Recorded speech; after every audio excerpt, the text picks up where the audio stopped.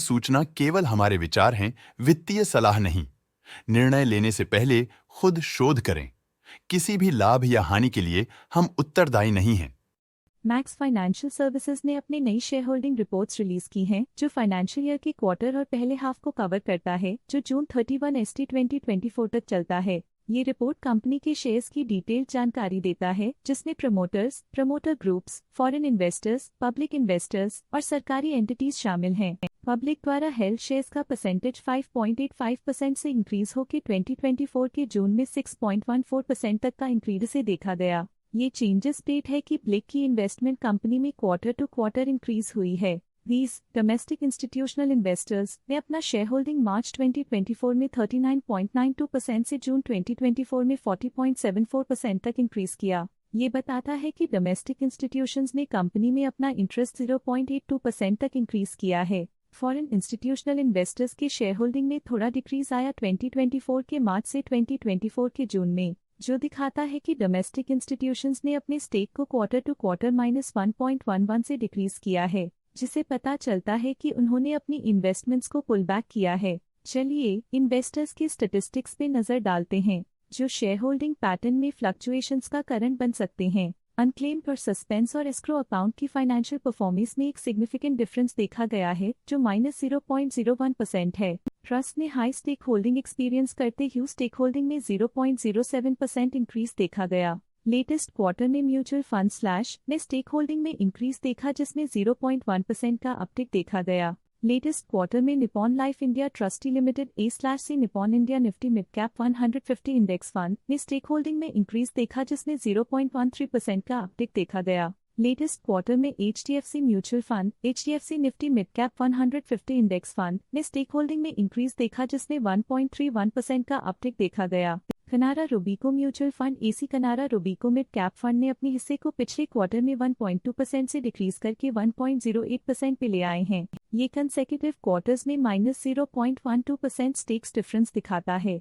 Latest quarter में DSP arbitrage fund ने stake holding में इंक्रीज देखा, जिसमें 0.67% का अपटिक देखा गया। ICICI prudential Nifty financial services bank ETF ने अपने हिस्से को पिछले क्वार्टर में 2.77% से डिक्रीज करके 2.58% पे ले आए हैं। ये कंसेक्यूटिव क्वार्टर्स में -0.19% स्टेक्स डिफरेंस दिखाता है। लेटेस्ट क्वार्टर में ऑल्टरनेट इन्वेस्टमेंट फंड्स ने स्टेक होल्डिंग में इंक्रीज देखा, जिसमें 0.1% का अपटिक देखा गया। लेटेस्ट क्वार्टर में बैंक्स ने स्टेक होल्डिंग में इंक्रीज देखा, जिसमें 0.01% का अपटिक देखा गया। लेटेस्ट क्वार्टर में इंश्योरेंस कंपनीज ने स्टेक होल्डिंग में इंक्रीज देखा, जिसमें 0.6% का अपटिक देखा गया। लेटेस्ट क्वार्टर में HDFC life insurance company limited share holders solvency margin account ने स्टेक होल्डिंग में इंक्रीज देखा, जिसमें 0.26% का अपटिक देखा गया। मेरे asset balanced advantage fund current quarter में 2.53% शेयर्स के साथ कंपनी में एंटर किया, जबकि प्रीवियस क्वार्टर में उनके पास 0% shares the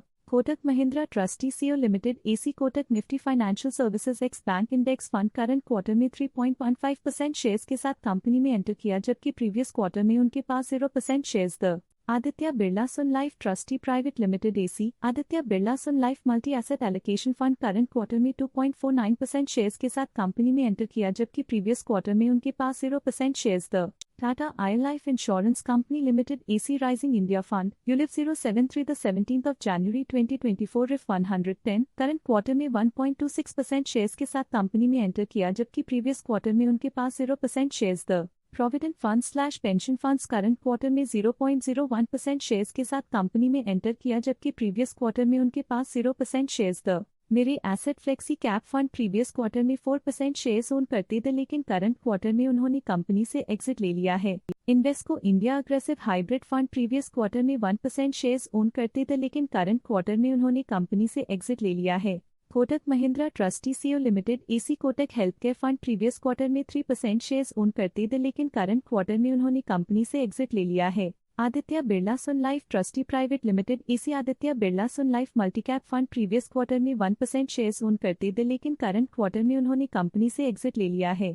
Tata I Life Insurance Company Limited AC Flexi Growth Fund ULIF 06 at the 25th of April 2023 FGF 110 previous quarter में 1% शेयर्स ओन करते थे, लेकिन करंट क्वार्टर में उन्होंने कंपनी से एग्जिट ले लिया है।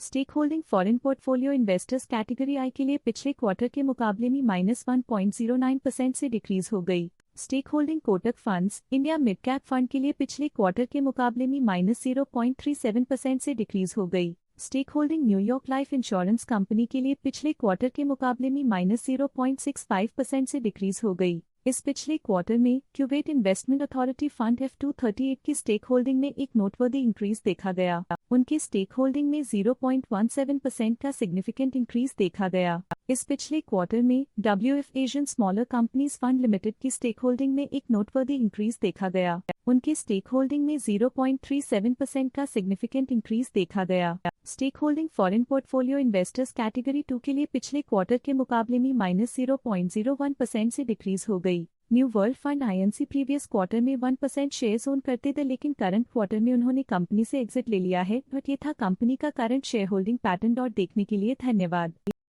स्टॉक लेटेस्ट न्यूज अपडेट के लिए चैनल को सब्सक्राइब करें और वीडियो को लाइक एंड शेयर करें।